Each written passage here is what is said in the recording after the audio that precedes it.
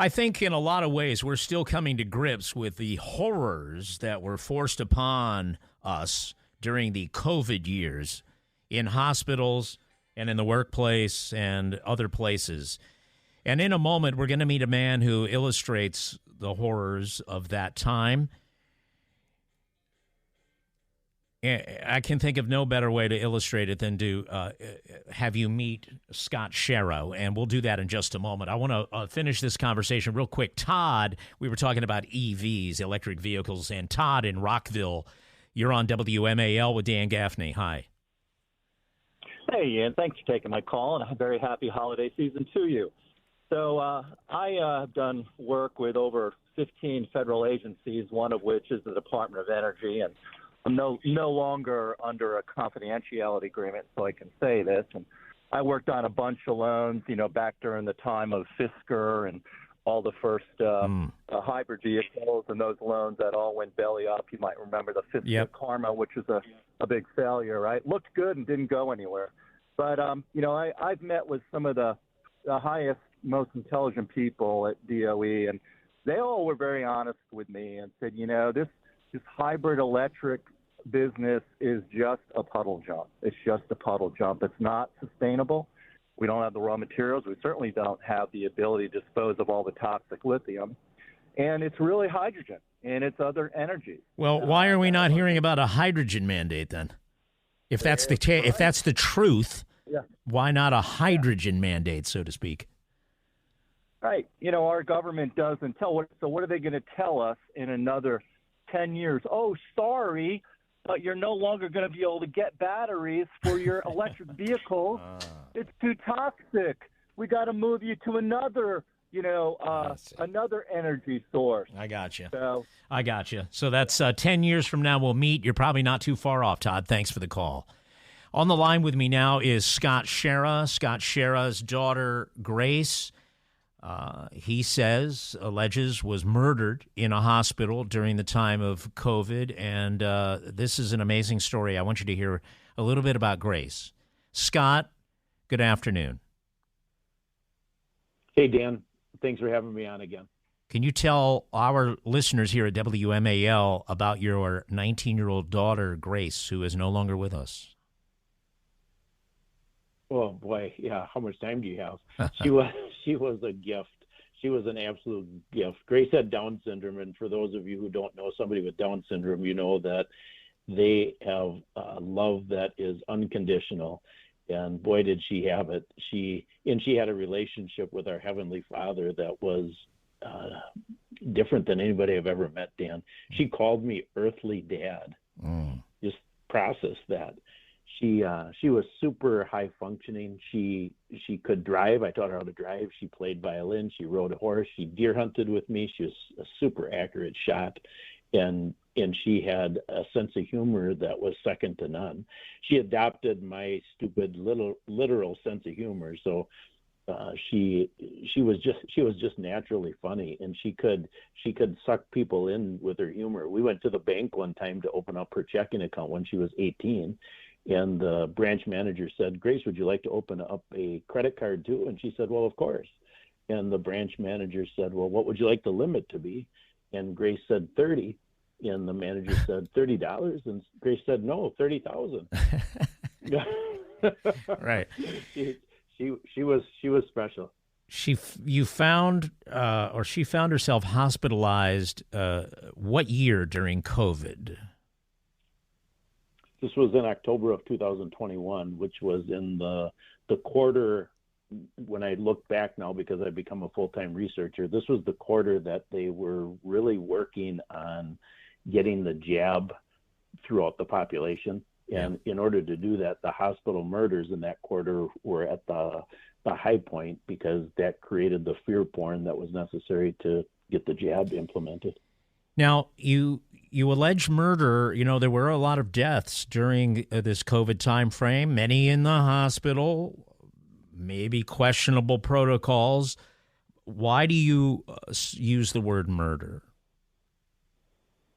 Well, Grace's case, I use it specifically because once I learned how the med combination they used to kill her took place, that's the day I realized realize she was murdered. So this was in April of 2022. This is about 5-6 months after she was murdered. I had already researched her records for about 500 hours, and a pharmacist stepped forward after hearing our case, and she called me, and she became a whistleblower. And so she said, Scott, this is how they do this. So just to review, the med combination they used on Grace to take her out was Precedex, lorazepam, and morphine.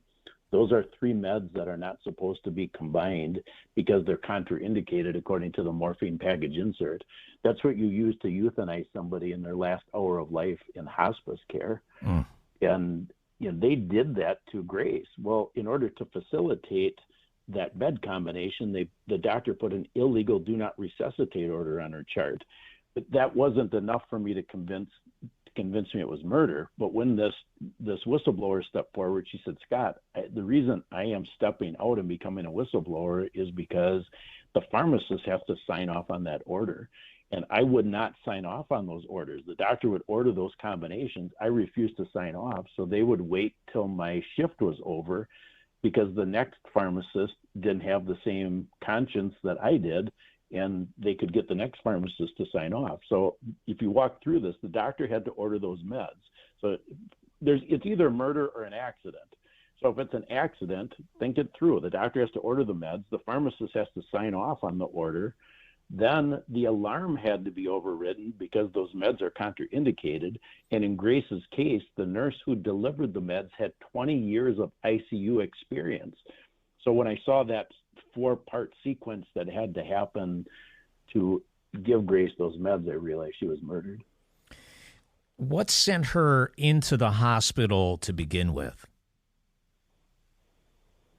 Well, unfortunately, we had bought into the COVID propaganda, and we were following the FLCCC protocol for COVID. So we diagnosed Grace with COVID with a home test on October 1st. Mm-hmm. So she was on ivermectin, vitamins, and she was doing, what we thought was fine, but we were also measuring her oxygen saturation with a pulse ox because that was one of the That's the little thing you clip that on the finger, right? And on the finger. Yeah. Correct.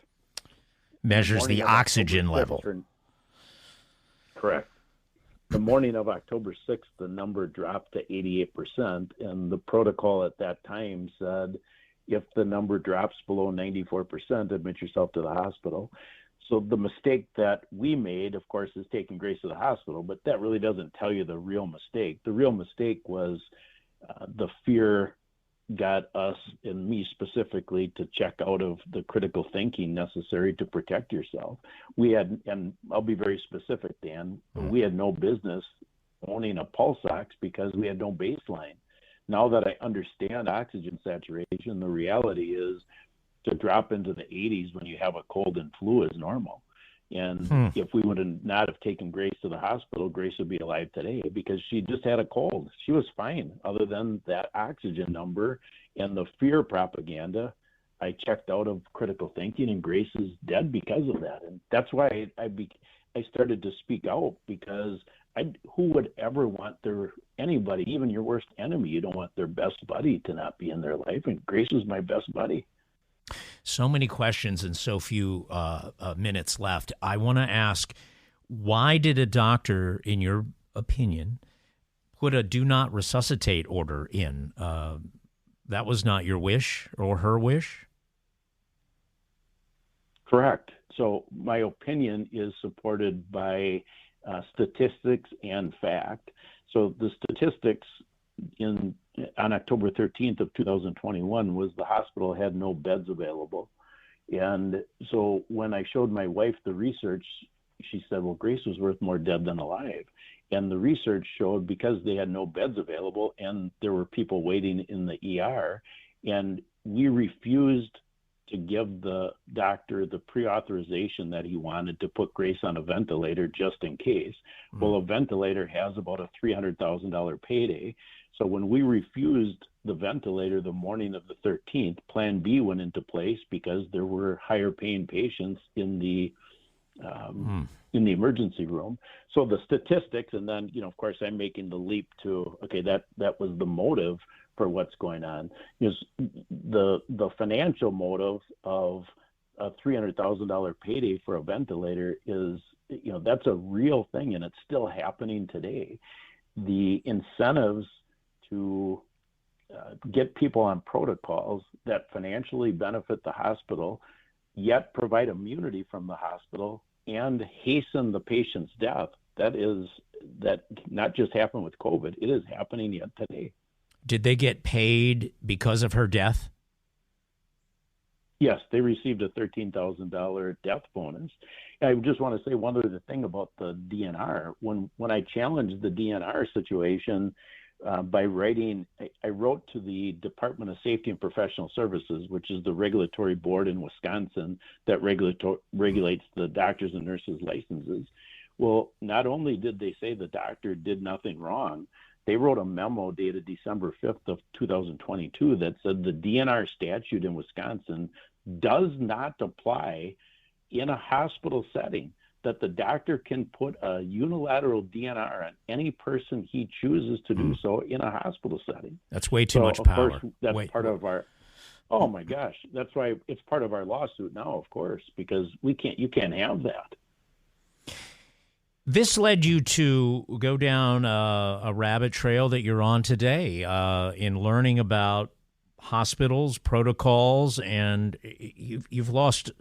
I take it you've lost a lot of faith, obviously, in the medical system in America. That would be an understatement. I lost 100% faith in the medical system. Yeah, it is not designed to. We've been sold a bill of goods. It started really in the beginning of the 1900s with the Rockefellers implementing the allopathic medicine model, and then funding the American Cancer Society as the both halves of the equation to give us the perception that they're doing good. Well, then enter in the Hippocratic Oath. Well, if you read the Hippocratic Oath, you see that it's an oath to Greek gods. It's not the God of the universe.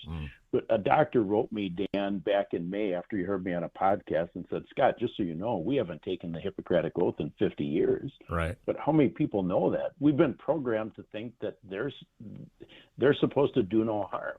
So you go into this system and you trust that white coat. And that white coat has been bought. I'm not saying every doctor here, Dan, but if you just think about the system is set up that if they don't follow the protocols that are demanded by the insurance companies and the government, which are designed to hasten death under the spirit of collectivism, because people are too expensive. There's 135 million people on Medicare and Medicaid. If they don't follow those protocols, they lose their livelihood. So that's what is going on. To make matters worse, you were not allowed to be in the hospital when Grace finally died due to this drug, administering of this drug combo. Is that correct? I was taken out by an armed guard on October 10th. We had to hire an attorney to get my daughter Jessica in as a replacement advocate. So Jessica was in the room with Grace when she died. My wife Cindy and I were on a FaceTime call because Jessica called us in a panic, because at this point, we were completely unaware that this med combination is going on and that the doctor put a DNR on Grace. And so once they gave Grace the morphine, Grace started to get cold. Jessica was screaming for the nurses to come in. They refused. So she got Cindy and I on a FaceTime call and said, Dad, Grace's numbers are dropping like crazy. I said, get the nurses in. She said, they're refusing. They will not come in. So we all started screaming, save our daughter. And they stood outside that room with a guard and hollered back, she's DNR. And we screamed back, she's not DNR, save our daughter. They refused. They absolutely refused. Grace could have been given a reversal drug for the morphine. They refused to do it. And we watched her die on a FaceTime call at 7:27 p.m., October 13th of 2021.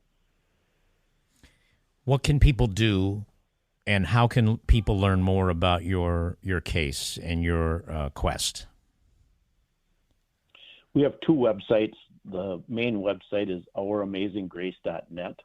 That website has 90% of my research. I've been researching almost full time. I have about 2,500 hours of research. And what I would encourage people to do, if you go to that website, learn about grace. There's tons of videos and pictures, but then spend some time. We have a documentary called Breaking the Oath. That's right on the home page. You can link right to it. It's free. And then I did a medical murder series, a 7-part series. That's all posted on Rumble. You can link to that via the homepage. And then second of all, Dan, we're asking people to follow us via a landing page that my daughter Jessica has set up for Grace. It's graceschara.com. And we're simply asking people to put in their name and address. We have the first of its kind lawsuit in the entire country to stop this behavior. And we know there's going to be calls to actions as we proceed to the jury trial, which is set for November 4th of 2024. We have a 3-week jury trial that we're preparing for right now. Thank you, Scott, for sharing about Grace. All the best. Good luck. I appreciate your fight, and I will send people to ouramazinggrace.net. That's ouramazinggrace.net. Scott Schara, thank you. Have a great day.